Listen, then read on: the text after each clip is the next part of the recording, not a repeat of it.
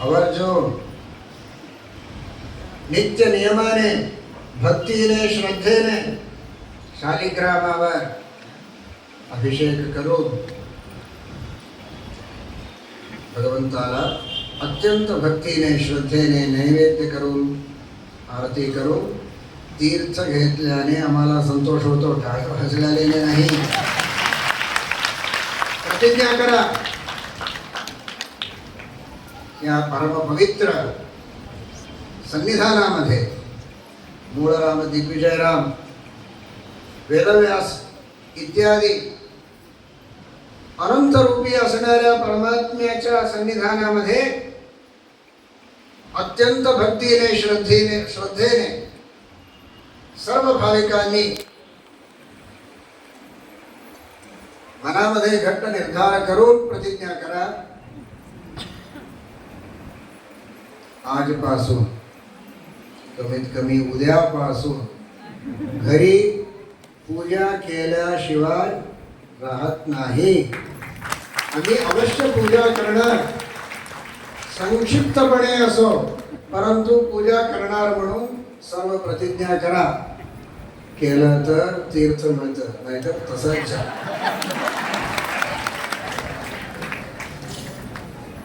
कसं करावं माहिती नाही असं कोणीही चिंता करू नका. हे तुम्ही नको, तुम्ही सगळं रोज करणारच. पाठीमध्ये जे बसलेले आहेत ते सर्व प्रतिज्ञा करा. मराठीमध्ये प्रवचन आहे म्हणून महाराष्ट्रकरांनी प्रतिज्ञा करायचं असं नाही. सर्व प्रतिज्ञा शब्दाच्या सगळ्यांना माहीत आहे. सर्व प्रतिज्ञा करा. कर्नाटकाचे असो, महाराष्ट्राचे, आंध्राचे, तेलंगणाचे, भारताचे कर्मभूमीमध्ये जन्मलेले जे जे आहेत ते सर्व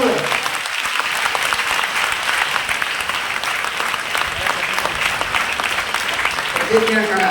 अत्यंत संक्षिप्त नारायणाय नमः एवढेच सांगून अभिषेक करा. नारायणाय नमः सांगून तुळशी वाहा, फुलं वाहा आणि नारायणाय नमः श्रीकृष्णार्पणमस्तु म्हणून नैवेद्य समर्पण करा. नारायणाय नमः आरती करा. काय कष्ट आहे. नारायणेति मंत्रोस्ति वागस्ति वशवर्तिनी तथापि नरके लोकाः पतन्ति इत्येतद् अद्भुतम्. 4 अक्षराचं नाव आहे नारायण. चतुर्विध पुरुषार्थ द्यायला समर्थ आहे. धर्म, अर्थ, काम, मोक्ष. प्रतिज्ञा करा. उद्यापासून संक्षिप्तपणे पूजा करून कमीत कमी शक्य असलं तर विस्तृत पूजा करा. परंतु पूजा केल्याशिवाय खायचं नाही, प्यायचं नाही. भगवंताचा आदेश आहे, वेदव्यासाचा आदेश आहे, आपल्या उद्धारासाठी आहे म्हणून सांगू इच्छितो.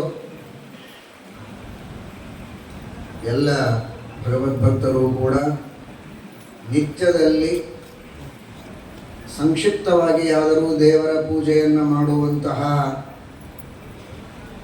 ಪ್ರತಿಜ್ಞೆಯನ್ನು ಮಾಡಬೇಕು. ಸಂಕ್ಷಿಪ್ತವಾಗಿಯೂ ದೇವರ ಪೂಜೆಯನ್ನು ಮಾಡದೆ ನೈವೇದ್ಯ ಮಾಡದೆ ತಿಂದರೆ ಬಹಳ ನಿಷ್ಠುರವಾಗಿ ಬೈದಿದ್ದಾರೆ. ಹೇಳೋದಕ್ಕೆ ಮನಸ್ಸಿಲ್ಲ. ಪಾಪ ಬಹಳ ಭಕ್ತಿಯಿಂದ ಕೂತಿದ್ದೀರಿ,